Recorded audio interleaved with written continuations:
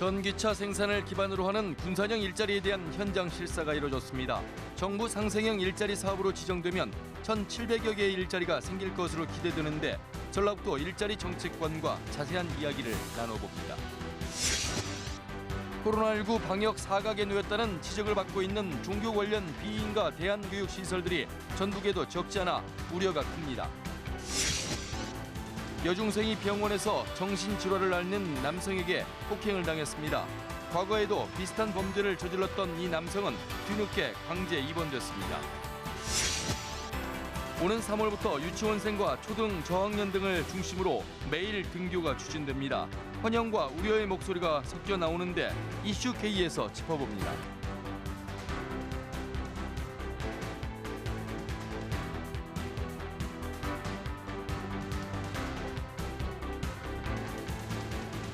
시청자 여러분 안녕하십니까? 전북 7시 뉴스입니다.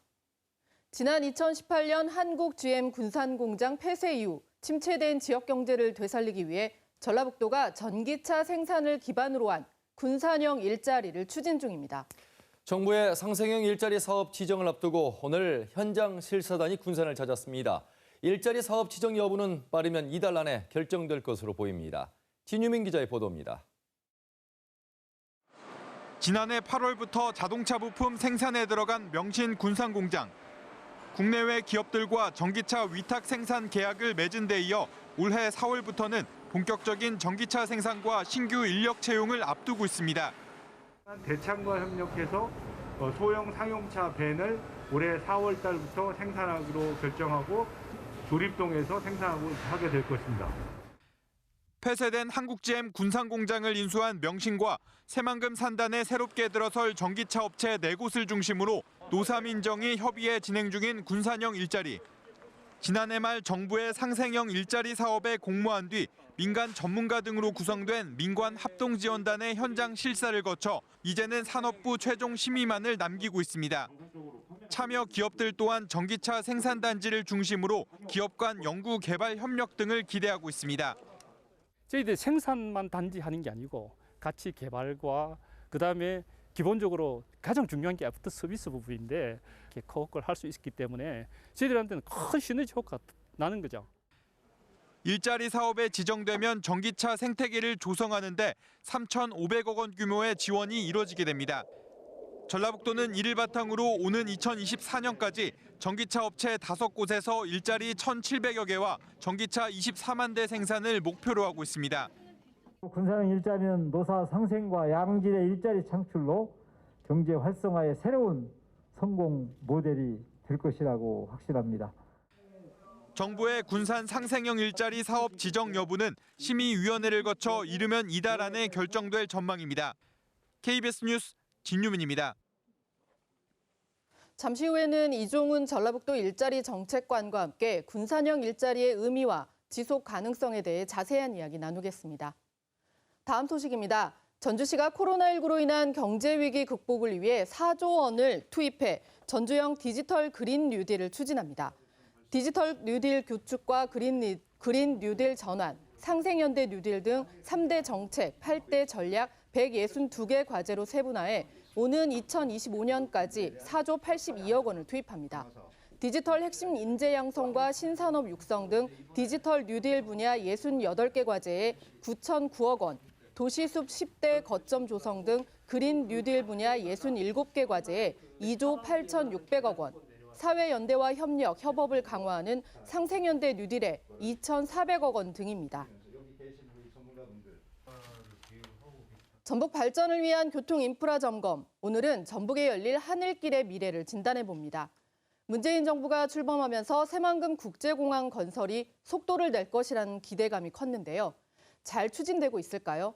어떤 준비가 필요할지 조선우 기자가 짚어봤습니다. 군산 제주 노선을 운항하는 군산공항. 이곳에서 1.5km 떨어진 곳에 새만금 국제공항터가 확정됐습니다. 착공 시기는 오는 2024년. 전북의 하늘길이 국내를 넘어 해외로 넓어질 것이라는 기대감이 커지고 있습니다. 영남권 시민들이 주로 찾는 김해국제공항. 김해국제공항의 노선 대부분은 저비용항공사 에어부산이 운항합니다. 제주항공과 제주공항, 티웨이 항공과 대구공항 등 다른 국내 저비용 항공사도 지역 공항을 기반으로 취항하면서 공항과 상승 효과를 누리고 있습니다. 청주공항이나 대구공항은 사실은 그동안 이스타항공이나 티웨이 항공이 거기에 베이스를 차림으로써 어느 정도 지역 경제에 기여를 했고요. 또 공항의 운영도 상당히 플러스 요인이 됐죠. 영국 런던에서 45km가량 떨어진 런던 루턴 공항. 활주로 하나, 터미널도 하나인 소규모 공항인데 편도 15만 원대로 유럽으로 오갈 수 있어 승객들의 발길이 끊이지 않습니다. Why using the Luton Airport? Because it was the cheapest flight, I think. To get to Tenerife this time of year, it's cheaper than Stansted. 특히 저비용 항공사인 이지젯과 라이언에어 등이 기반 항공사로 취항한 뒤 여객 수요가 늘었습니다. 이 항공사들이 지역 공항을 거점으로 삼은 이유는 뭘까? And basically operate their business model effectively, which they couldn't do at airports like Heathrow. So they could keep the costs down because the terminal is very simple, it's very functional. 이스타항공 경영난과 코로나19 등으로 여객기 운항이 중단됐다. 지난해 10월 진에어와 제주항공이 군산 제주 간 여객기 운항을 시작한 군산공항. 코로나19로 항공 수요가 크게 줄긴 했지만 공항 운영을 위해 경쟁력 있는 노선 취향이 필수인 만큼 새만금공항 활성화를 위한 다양한 대비가 필요해 보입니다. KBS 뉴스 조선우입니다. 새만금 해수유통 추진 공동행동은 오늘 전북도청 앞에서 기자회견을 열어 새만금위원회가 오는 24일 회의를 통해 새만금 기본계획을 확정할 예정이지만 해수유통 관련 내용이 정확히 정리되지 않고 있다고 지적했습니다. 해수유통 명시를 통해 수질 개선과 생태계 복원, 수산업 활성화 등 개발 목표가 제시돼야 한다고 주장했습니다. 전라북도 역시 해수유통에 반대하지 않는다는 입장을 명확하게 해야 한다고 강조했습니다. 새만금 기본계획에 반드시 새만금 해수유통 결정이 명시되어야 한다는 것을 요구하며 최소한 새만금 해수유통을 바탕으로 한 새만금의 비전과 개발 목표가 제시되어야 한다는 것을 요구한다. 전국적으로 종교 관련 비인가 기숙형 대안교육시설에서 코로나19 집단 감염이 잇따라 발생해 불안감이 커지고 있습니다. 전북에도 이런 시설들이 적지 않은데 관리 주체가 명확하지 않아 방역 사각지대라는 우려가 큽니다. 오중호 기자가 보도합니다. 한 교사가 코로나19 확진 판정을 받으며 전수검사가 실시된 전주의 한 대안학교. 학생 등 10명 넘는 추가 확진자가 잇따르면서 2주간 운영 정지 조치가 내려지게 됐습니다. 이후에 자가격리 기간 동안에 또 양성으로 전환될 가능성은 분명히 있습니다. 현재는 아직 종료 상황은 아니라고 말씀드립니다. 현재 전북교육청에 등록한 대안교육 특성화학교는 6곳이지만 인가를 받지 않은 대안학교는 22곳이나 됩니다. 기독교와 불교, 국학원 등 종교단체가 운영하는 곳이 18곳, 기숙형 시설은 12곳으로 학생 380여 명이 다니고 있습니다. 자체적으로 운영하는 거라 사실은 파악하기도 곤란하죠. 그리고 현재는 이제 종교시설이니까 대부분은 이제 지자체에서 관리를 하고 있는 거죠. 이 같은 종교 관련 비인가 대안학교는 교육시설이냐 종교시설이냐 관련 규정이 없다 보니 지자체 관리 감독도 모호합니다. 최근 정부도 보건복지부를 중심으로 문화체육관광부, 교육부의 합동 대응을 주문했지만 명확한 전담 주체는 지정하지 않았습니다. 그런 상황에서 저희도 이거를 여기 어느 부서에 주된 부서라고 얘기하는 게 어려울 것 같아요. 상황에 따라서 다른 거니까. 지난해 말 대안교육기관에 등록제를 의무화한 법률안이 국회를 통과했지만 내년부터 시행될 전망에서 방역 점검에 대한 불안감이 여전합니다. KBS 뉴스 오중호입니다. 전북에서는 오늘 김제 모 육가공업체 관련 코로나19 확진자가 4명 추가되면서 전북 누적 확진자는 1,063명으로 늘었습니다. 지역별로는 전주 2명, 김제 1명, 익산 1명입니다. 3명은 해당 업체 직원으로 자가격리 해제 전 검사에서 확진 판정을 받았고 1명은 확진 판정을 받은 직원의 가족으로 격리 중 증상을 보여 검사 결과 양성 판정을 받았습니다. 이로써 이 육가공업체 관련 누적 확진자는 20명으로 집계됐습니다. 방역당국이 아스트라제네카의 코로나19 백신 국내 접종을 오는 26일부터 시작한다고 밝혔습니다. 첫 접종 대상자는 요양병원 등에서 생활하는 환자와 직원들이 될 것으로 보입니다. 국내 변이 바이러스 감염 사례도 26건 늘어 현재까지 모두 80건을 기록했습니다. 김채린 기자가 보도합니다. 아스트라제네카사의 코로나19 백신 국내 접종이 이달 말 시작됩니다. 질병관리청은 백신이 국내 승인을 받으면 배송 절차를 거쳐 오는 26일부터 접종을 시작한다고 밝혔습니다. 앞서 정부는 아스트라제네카사와 1,000만 명분의 백신 공급 계약을 맺었고 오는 24일부터 1차 물량인 75만 명분이 국내에 순차적으로 공급될 예정입니다. 식품의약품안전처는 내일 최종 점검위원회를 열고 이 백신의 사용 허가 여부를 최종 결정합니다. 연령 제한 없이 백신 사용이 허가되면 요양병원 시설 입소자 등이 먼저 백신을 맞게 됩니다. 외국 변이 바이러스 감염은 26건이 추가로 확인돼 모두 80건으로 늘었습니다. 이 가운데 해외 유입 사례를 제외한 국내 사례는 4건으로 경남과 전남의 외국인 친척 집단 발생과 관련된 영국 변이 바이러스였습니다. 오늘 확인된 케이스는 경남 김해 거주자에서 2명, 2건, 양산에서 1건, 부산에서 1건입니다. 한편 방역당국은 최근 코로나19 집단 발생 사례를 분석한 결과 서울 한양대 병원에서는 간병보호자 등에 의한 외부 감염이, 충청도의 육가공 업체에선 작업장에서의 마스크 미착용과 밀폐된 공간 등이 주요 원인으로 꼽혔다고 설명했습니다. 방역당국은 고위험군이 많이 모이는 의료기관이나 규모가 큰 시설에선 감염 예방 관리가 특히 중요하다고 강조했습니다. 수도권에서는 병원과 무도장, 식당에서 새로운 집단 감염 사례가 확인되면서 확진자 수가 좀처럼 꺾이지 않고 있습니다. KBS 뉴스 김채린입니다. 병원에서 입원 치료를 받던 여중생이 40대 남성에게 무차별 폭행을 당했습니다. 정신질환을 앓는 이 남성은 전에도 비슷한 범죄를 저질렀는데요. 경찰 스스로 만든 예방적 강제 입원 조치가 무용지물 아니냐는 지적이 제기되고 있습니다. 오정현 기자입니다. 전북 부안의 한 병원.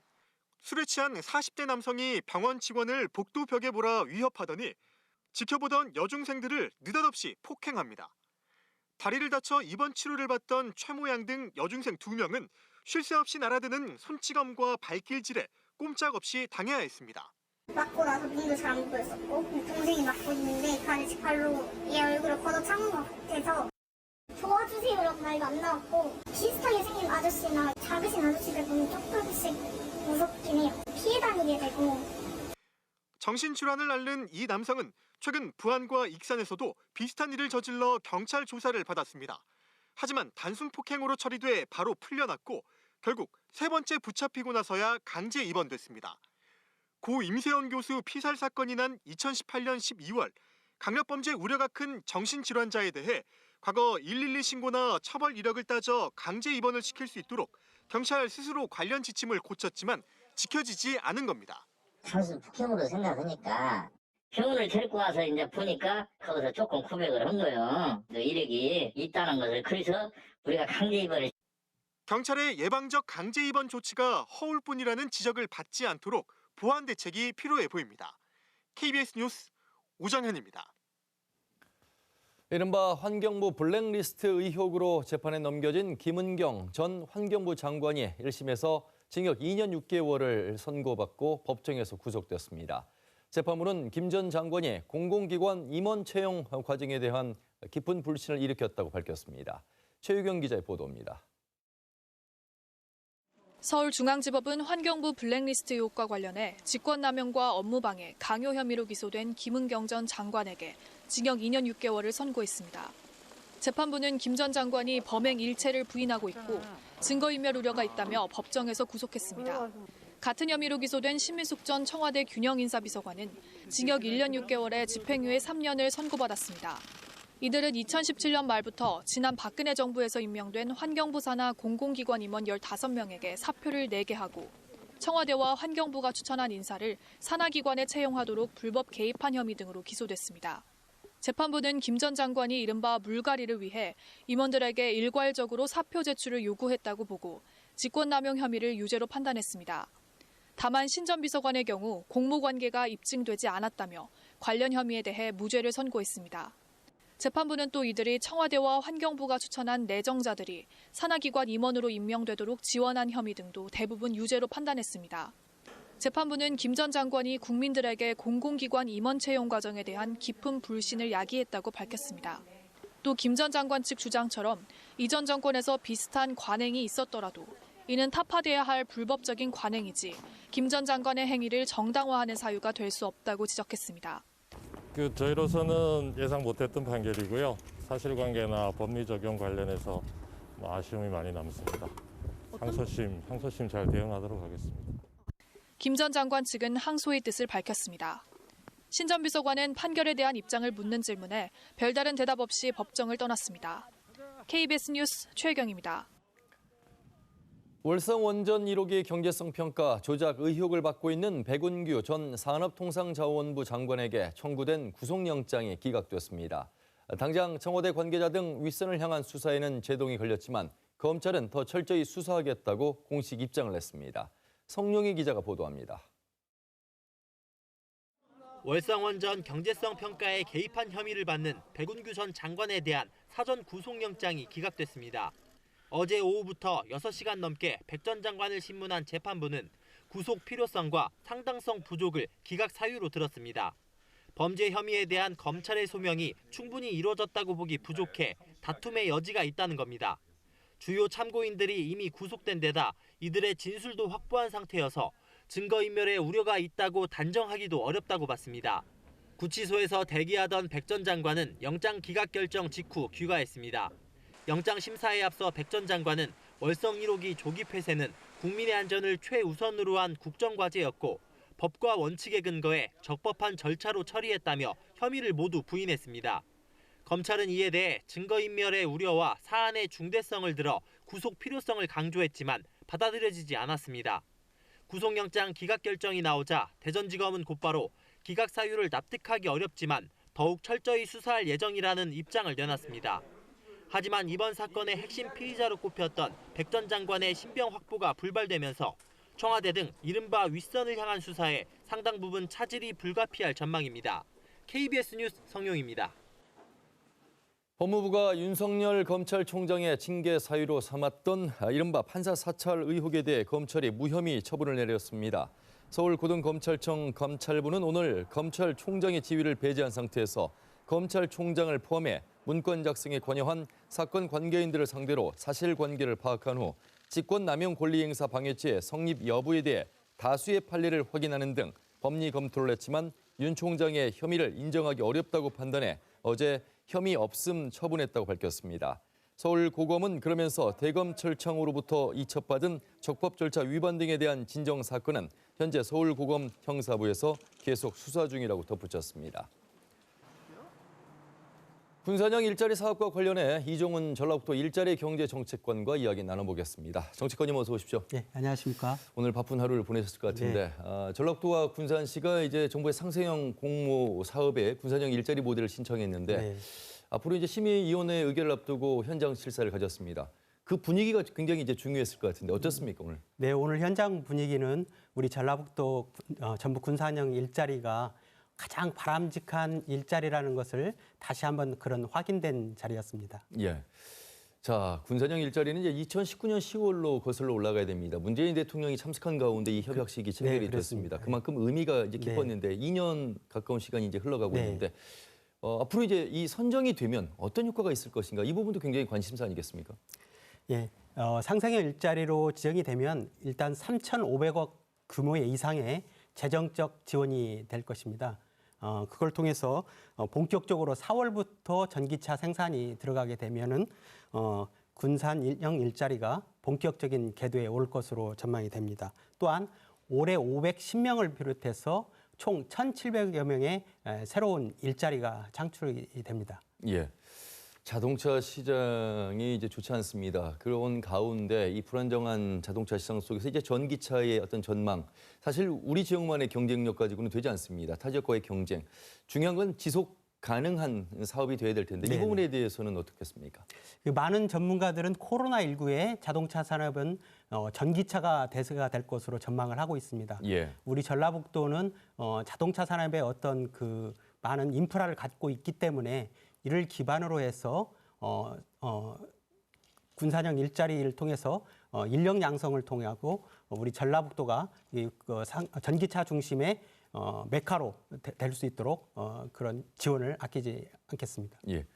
선정되겠습니까? 과제가 좀 남아있다면 정치권이 어떻게 생각하십니까? 끝까지 긴장의 끈을 놓지 않고 최선을 다하도록 하겠습니다. 알겠습니다. 끝까지 노력 부탁드리겠습니다. 말씀 잘 들었습니다. 고맙습니다. 네, 감사합니다.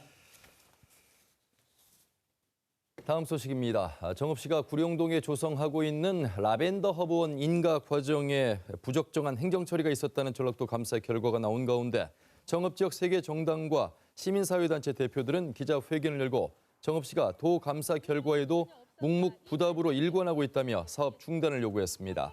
이들은 정읍시가 불법적인 전용 산지 임시 특례를 추진해 해당 용지에 라벤더 허브원이 들어설 수 있도록 특혜를 제공한 것으로 지적된 만큼 진상조사와 경찰 수사가 필요하다고 덧붙였습니다. 이에 대해 정읍시는 해당 처분은 민선 6개 때 이루어진 것으로 전체 용지의 절반가량이 특례 대상에 포함되지 않은 점을 뒤늦게 발견했다며 시정하겠다고 밝혔습니다. 부당하게 농지원부를 만들고 그걸 바탕으로 3억 원의 보조금을 수령할 수 있도록 하는 등 부당한 특혜가 광범위하여 해당 공무원 혼자서 감당할 수 있는 일이 아니라고 우리는 판단하고 있다. 익산 장전마을의 집단 암 발병과 인근 비료공장 연초박의 역학적 관련성을 정부가 인정한 가운데 주민 치유 대책을 살펴보는 심층 토론이 오늘 밤 10시 KBS 1 텔레비전에서 생방송으로 방영됩니다. 오늘 토론회는 김수흥 국회의원과 정원율 익산시장, 홍정훈 변호사가 나와 보상 대책 등을 둘러싸고 소송까지 치달은 지방자치단체와 주민 간 갈등 원인과 해법 등을 논의합니다.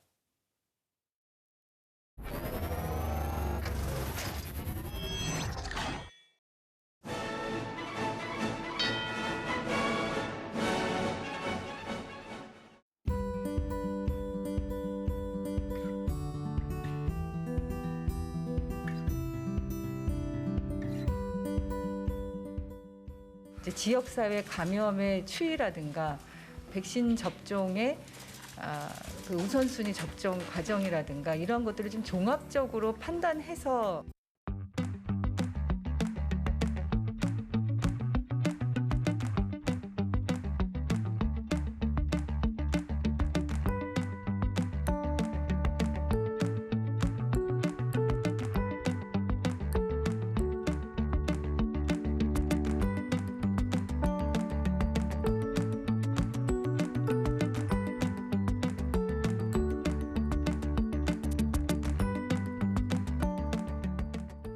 아이들이 막 마스크 벗고 쓰고 하는데 마스크 밥 먹을 때도 그러고 화장실 갈 때도 그러고 애들이 계속 쓰고 있을 수만은 없는데 무작정 가라고 하면 좀 더 체계적으로 해서 가야 조금이라도 믿고 보낼 수 있을 것 같아요.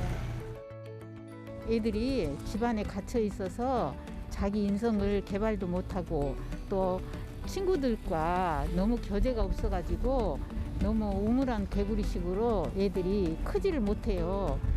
나가서 학교에서 애들과 같이 운동도 하면서 선생님과 친구들과 같이 부대끼면서 살아야 되는데 유치원 같은 경우에는 어리다고 생각해서 애들을 좀 하나하나 보지만 초등학교 저학년이라 할지라도 그 정도의 관심은 있어야 된다고 봐요. 그래서 정부 차원에서 지원도 필요할 거고 인원수도 적절히 배정돼서 애들이 좀 건강하게 활동할 수 있게끔.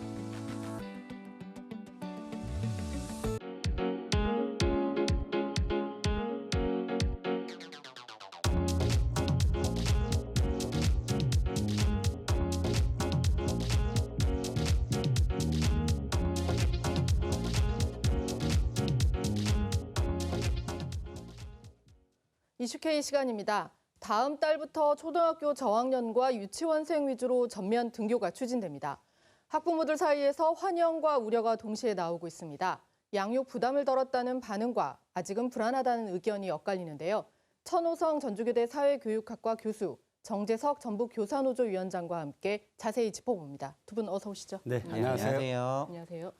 먼저 두 분 전면 등교에 대해서 좀 어떻게 생각하시는지 청 교수님부터. 네. 우선 지금 코로나 전국에 국민들도 굉장히 피로감이 있고요. 학교도 아이들이 없는 학교가 거의 1년이 진행되면서 너무너무 힘듭니다. 저는 이제 단도직입적으로 말씀드리면 진지하게 등교를 고민해야 될 때다. 여러 가지 이유가 있지만 물론 아이들의 어떤 그 생명이랄지 또는 안전을 담보로 한다는 것은 최우선으로 여겨야 됩니다. 그럼에도 불구하고 아이들이 지금 공부를 하기 전에 먹고 놀고 자고 하는 이런 생활들이 있는데 이런 것들이 완전히 지금 그 굉장히 흐트러져 버린 경우가 많아요. 급식 문제나 이런 것들이 잘 안 되니까 먹는 데서 또 차별이 생기고요. 또 친구들하고 놀았는데 지금은 뭘로 노냐면 이제 컴퓨터하고 뭐 게임하면서 놀아야 되는 이런 형국들이 지속되고 있는 이런 상황들. 그리고 현재 좀 뭐라고 합니까? 코로나 그것도 조금 잠잠해지고 있는 이런 형국들이 이어지고 있기 때문에 진지하게 등교를 좀 고민해야 될 그런 시기라고 봅니다. 네. 정 위원장님은 어떻게 생각하세요? 많은 사람들이 학력 격차 이야기를 하는데요. 학력 격차보다 더 중요한 게 정서 격차, 발달 격차, 영양 격차 이런 문제들을 들 수가 있는데요. 이런 게 결국은 학력 격차로 이어지는 겁니다. 그렇기 때문에 천호성 교수님이 말씀하신 것처럼 등교에 환영하는 입장입니다. 대부분의 교사들의 입장이고요. 그런데 지금 학교가 안전해서 찬성하는 게 아니라 마치 계란 한 판 위에 우리가 걸어가듯이 언제 터질지 모르는 계란 같은 그런 상황에서 위험 속에서 우리가 찬성하는 거지 결코 학교가 안전한 공간이라서 찬성하는 입장은 아닙니다. 일단 찬성은 하시는데 학교는 아직 불안전하다 이런 말씀이시고요. 일단 방역 당국에서는 학교가 안전하다고 판단을 하니까 전면 등교를 지금 하겠다고 하는 건데 학교 방역 대책은 좀 어떻게 보세요, 정 교수님? 사실 이제 우리나라가 상당히 좁은 것 같으면서 넓습니다. 그리고 지역 간의 편차도 좀 심하고요. 우선 우리 전라북도를 보면 비교적 데이터를 보니까 그 학생들의 감염수, 전체 감염수에서 학생들이 어느 정도 감염됐나 이런 것들을 보면 상당히 좀 낮은 수치입니다. 그리고 당연히 뭐 수도권에 밀집된 데하고 비교할 수 없겠죠. 이런 상황 속에서 저는 우리 전라북도가 굉장히 그 대응을, 물론 국가도 잘했지만 전라북도는 비교적 방역 대응을 잘해왔고요. 그리고 여기에는 헌신적으로 노력한 선생님들이 계십니다. 학부모님들이 이번에 보셨겠지만 자녀들이 학교를 가지 않으니까 얼마나 힘든지 가정에서 케어하면서 이런 것들을 보셨을 거예요. 그래서 단순하게 아이들이 학교에서 그냥 공부만 하는 것이 아니라 여러 가지 것들, 돌봄의 기능이랄지 이런 것들을 좀 보면서 하는데요. 비교적 전라북도는 지금 잘 대응하고 있다. 저는 이렇게 보고 있습니다. 정 위원장님은 좀 다른 생각이실 것 같은데요. 안전에 대해서는. 지금 확진자가 많이 발생하고 있는 교회와 학교는 상황이 그렇게 많이 다르지 않습니다. 그런데 단 다른 점은 선생님들이 헌신적으로 방역에 힘쓰고 있다는 것입니다. 아침 발열 체크부터 해서 점심 발열 체크, 그리고 심지어 어떤 선생님들께서는 식탁 소독까지 하는 경우도 있습니다. 그렇기 때문에 철저한 방역과 기본 수칙을 지키고 있기 때문에 가능한 겁니다. 그런데 제가 염려하는 것은 전라북도의 많은 학교들에서 이제 앞으로 확진자가 많이 나올 건데요. 이랬을 때 이런 방역 대책에 대해서 공문으로만 돼 있는 경우가 많고 실제 일어났을 때 학교가 어떻게 대처해야 될지 훈련이 잘 되어 있는지는 의문입니다. 이런 상황에서 수업이 제대로 이루어질 거라고 보세요? 어떠세요? 수업은 지금도 그렇겠지만 앞으로도 활동 수업이 적은 제한적인 수업을 해야지 정상적인 수업은 불가능할 거라고 봅니다. 그래서 청와대 국민청원 게시판에 선택 등교권을 도입을 해야 된다, 뭐 이런 청원도 올라왔다는데 이게 가능한 얘기일까요? 네, 감염병을 염려하는 학부모님들의 마음은 충분히 이해합니다. 하지만 선택 등교권은 좀 과도한 요구라고 생각됩니다. 차라리 전북교육청은 현재 30일에서 가정체험학습을 할 수 있는데요. 30일보다 더 늘려서 60일 정도 가정체험학습을 하게 해서 학부모들이 좀 더 감염병에 염려를 많이 하시는 분들은 가정 체험학습을 더 많이 할 수 있도록 해야 되고요. 네. 또 그리고 이 미등교 학생들에 대해서 국가적으로 원격 플랫폼을 정말 세밀하게 만들어서 미등교 학생들도 공부를 할 수 있도록 하는 조치가 필요합니다. 총 교수님은 좀 선택 등급권 어떻게 보세요? 저는 상당히 거의 불가능에 가까운 얘기예요.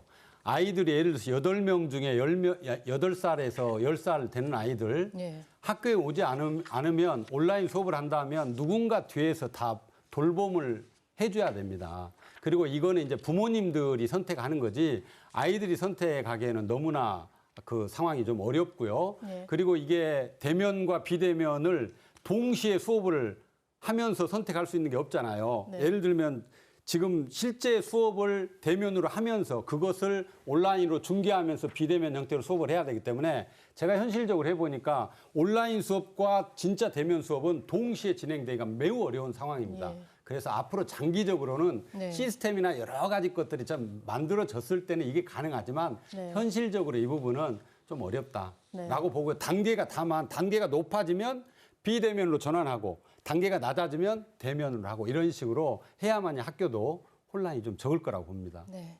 오늘 네. 말씀은 여기까지만 듣겠습니다. 고맙습니다. 네, 감사합니다. 고맙습니다. 다음 소식입니다. 오늘 오전 10시쯤 군산시 장제동의 한 아파트에서 불이 나 주민 11명이 다치고 50여 명이 대피했습니다. 소방당국은 진화인력 90여 명과 펌프차 등 장비 30여 대를 투입해 30여 분 만에 불길을 잡았습니다. 이 불로 주민 1명이 손에 화상을 입었고 10명은 연기를 들이마셔 근처 병원으로 옮겨졌으며 소방서 추산 3천만 원의 재산 피해가 났습니다. 경찰과 소방당국은 아파트 주민 등을 상대로 정확한 화재 원인을 조사하고 있습니다. 검찰은 자신이 수사하고 있는 사건의 관계인으로부터 뇌물을 받으려 한 혐의로 전북경찰청 소속 A경위를 구속 기소했습니다. A경위는 지난해 10월 전직 경찰관 B씨와 공모해 자신이 담당한 사건의 관계인들을 식당에서 만나 수사를 무마해주는 대가로 뇌물 1억 원을 받기로 약속한 혐의를 받고 있습니다. 또 사건 관계인이 검찰에 고소했던 또 다른 사건에 대해서도 고소를 취하하도록 해 직권을 남용한 혐의를 받고 있습니다. 전북대학교 병원이 설 연휴 때 의료 공백이 없도록 비상진료에 나섭니다. 환자가 많이 발생할 경우 신속한 대처를 위해 당직 근무 의사를 지정하고 의료진 비상 연락 체계도 강화하기로 했습니다. 병원 내 감염병 확산을 막기 위해 입원 환자당 보호자 한 사람만 병문안을 허용하며 이용객 편의를 위해 모레 오전 8시부터 13일 오전 8시까지 주차장을 무료 개방합니다. 전라북도는 도민들이 편안하고 안전한 명절을 보낼 수 있도록 설 연휴인 모레부터 14일까지 종합상황실을 운영합니다.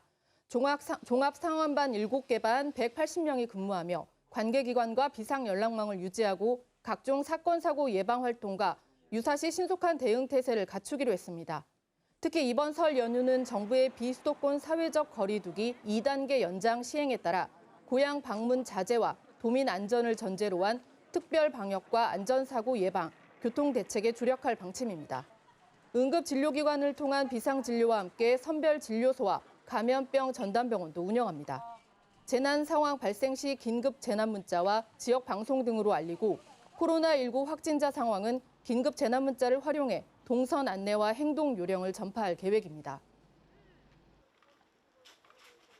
하나금융그룹 계열사인 하나펀드 서비스가 국민연금공단이 있는 전북 혁신도시에 전주센터를 열었습니다. 직원 18명이 근무하며 국민연금 위탁 운용 자산에 대한 사무관리 업무를 맡습니다. 전북 금융 중심지 조성을 위해 혁신도시 등에 유치한 국내외 금융사는 모두 7개로 늘었지만 인력이 적고 일부는 회의 공간으로 쓰고 있어 내실을 갖춰야 한다는 지적이 나오고 있습니다. 시민단체가 완주군의 새마을회관 건립 지원에 반대하는 주민 서명을 전달한 데 이어 토론회를 열고 문제를 공론화했습니다. 완주군의회 모니터링 네트워크는 새마을회관 운영비 6천만 원에 이어 회관 건립비 1억 2천만 원을 지원받았는데 이는 민간단체 지원액의 절반에 이른다며 자원봉사센터나 평생교육 예산이 삭감된 것과 대비되는 특혜라고 지적했습니다. 이어 새마을회관 건립에 세금 20억 원을 투입하는 건 공정하지 못하다며 해당 예산을 대중교통 확충이나 축산 악취 제거, 코로나 생계비 보조 등에 써달라고 요구했습니다. 전북교육청은 부안군 하서면의 백년, 장신, 하서, 초등학교 3곳을 하나로 통합한다고 밝혔습니다. 이에 따라 가칭 하서초등학교는 오는 2024년 현 장신초 용지에 7학급 30여 명 규모로 다시 문을 열 예정입니다. 하서면 학부모들은 지난 2011년부터 학교 통합을 요구해왔고 2019년 구성원 설문조사에서 89.7%가 통합에 찬성하기도 했습니다. 오늘 오전 전북대학교 총장실에서 열린 전북대 언론인상 시상식에서 김종환 KBS 전주방송총국 보도국장이 공로상을 수상했습니다.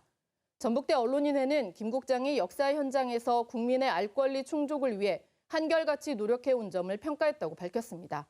위병기 전북일보 편집국장과 이창익 전주 MBC 사업국장은 전북대 언론인상을, 김경섭 전북도민일보 편집국장은 공로상을 각각 수상했습니다.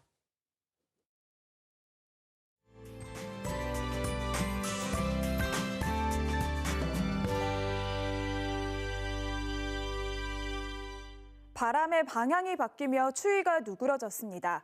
당분간 기온은 오름세를 보이겠는데요. 내일 전주의 한낮 기온은 9도, 모레는 13도까지 오르면서 평년 기온보다 높아 포근하겠습니다. 하지만 낮과 밤의 기온차가 10도 이상 크게 벌어지는 점은 유의하셔야겠습니다. 고기압의 영향으로 전국에 맑은 하늘 드러나 있습니다. 따뜻한 남서풍이 해상의 수증기를 몰고 오면서 안개가 끼는 곳이 있겠는데요. 특히 내일 밤부터 모레 오전 사이에는 가시거리 200m 이하의 짙은 안개가 끼는 곳이 있겠습니다. 항공기와 선박 이용에도 차질이 있을 수 있겠습니다. 내일은 맑다가 낮부터 구름이 많아지겠고요. 대기 확산이 원활해서 미세먼지 농도는 보통 수준이 예상됩니다. 아침 기온은 영하 3도 안팎에서 출발하겠습니다. 한낮 기온은 부안 10도, 그 외 지역은 9도까지 오르겠습니다. 동부 내륙은 영하 5도 안팎에서 출발해 한낮에는 8도 안팎까지 올라서 오늘보다 포근하겠습니다. 바다의 물결은 서해남부 전해상에서 잔잔하게 일겠습니다. 모레부터 시작되는 설 연휴 기간 대체로 맑은 하늘이 예상되고요. 낮 기온도 15도 안팎까지 올라서면서 포근하겠습니다. 날씨였습니다. 익숙한 캐릭터와 마주보고 웃는 이 남자, 카카오톡 김범수 의장의 재산의 절반 5조 원을 기부하겠다고 했습니다. 통큰 기부보다 더 의미 있고 주목해야 할 건 사회 문제 해결에 쓰고 싶다는 기부 목적입니다. 기업의 선한 영향력을 신념으로 삼는 김 의장이 평소 좋아하는 시 구절은 내가 태어나기 전보다 더 나은 세상을 꿈꾸며입니다. 뉴스를 마칩니다. 시청해주신 여러분 고맙습니다.